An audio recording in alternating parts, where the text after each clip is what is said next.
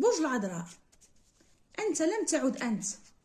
هناك من يستخدمك يا برج العذراء كالعبيد، يستخدمونك كمنقذ لأشيائهم، أو يتصلون بك، أو يكتبون لك، أو يبحثون عنك لإخبارك أو إخباري،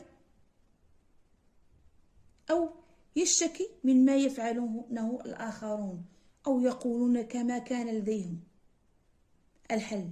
يعني هناك ناس مستخدمينك لحاجتهم كالعبيد، يستخدمونك كالعبيد لحاجتهم، يتصلوا بك وقت ما بغاو، يكتبوا لك وقت ما بغاو ميساجات، يبحثوا عنك وقت ما بغاو، يقولوا لك الهضره اللي بغاو هما، بحال هما كيعرفوا كل شيء وهما عندهم الحل، او انت عندك الجواب.